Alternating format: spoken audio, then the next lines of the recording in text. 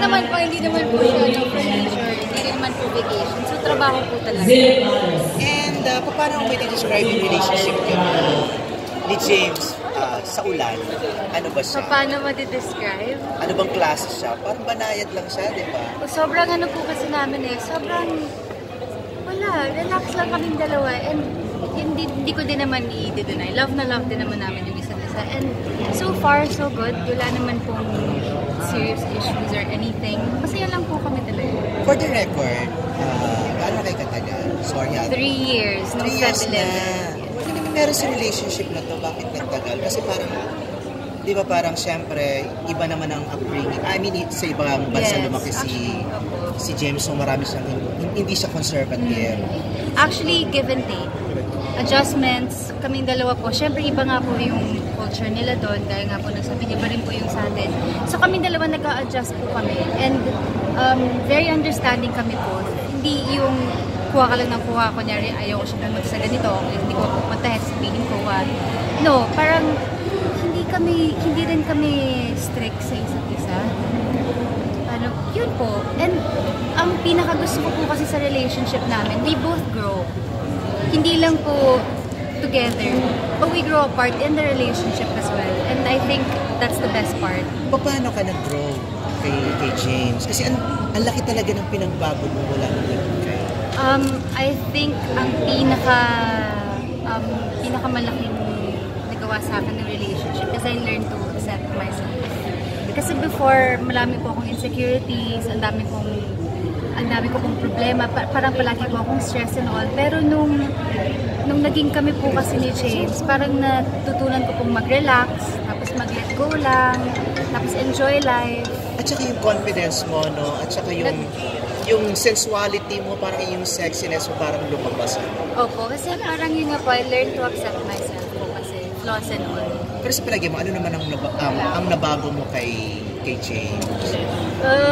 Kasi sabi, maangas siya dati, parang pikon, pero may parang chill lang siya. Actually, I think, ano ba, ang pinaka-important po kasi na natutunan namin dalawa is to just relax and love life. Yun lang talaga, parang kaming dalawa walang bad vibes sa amin. Hindi rin kami yung parang nagbibigay ng bad vibes sa iba. Wala sa amin yung may kaaway-away, ganun. So hindi ka nag-aaway talaga? Wala nga po. Hindi nga po kami ganun eh. Talagang relax lang po kami. Kahit mga konting tampuhan lang? Hindi po. Talaga? Opo. Tsaka natutunan ko din po kasi maging open sa kanya. Yung lahat po ng nararamdaman ko, sinishare ko. Kasi before po, nasanay po ako nung itatago ko yung mga nararamdaman ko. So eventually, nagbabottle up po ako. Then parang mag-explode na lang one day. Pero ngayon po kasi, pag may problema po ako, sinasabi ko po sa kanya, siya po yung tumutulong sa akin. Nakikita mo ba ang sarili mo na for life na kayo? You'll get to start? Sana po. As in, pero pag-uusapan nyo na? Hindi pa po eh. Kasi, ano po eh, sobrang love po namin yung state namin ngayon. Ganito lang kami, okay lang kami. So, ano kayo na-assure ni James? So, kapag ikaw lang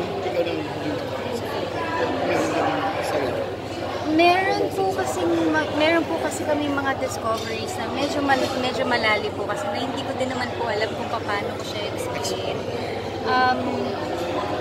I guess, hindi naman po kasi kami nag-uusap about those things. Pero, alam mo po kasi, feeling ko lang, sasabihin ko na lang, alam mo kasi kung nararamdaman mo. Walang selosan talaga? Wala po talaga. Talagang relax lang po kami. Nats kasi dati, hindi kayo, parang hangin yung sagot niya about living in.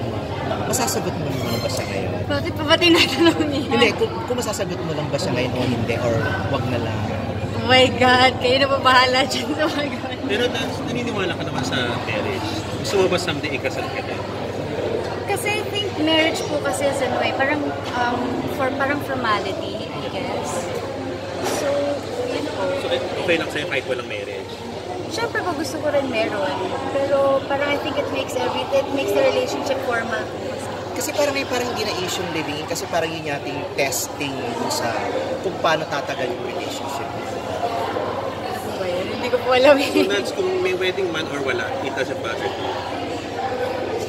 Hindi siya ganun ka big deal sa'yo. I'm not rushing.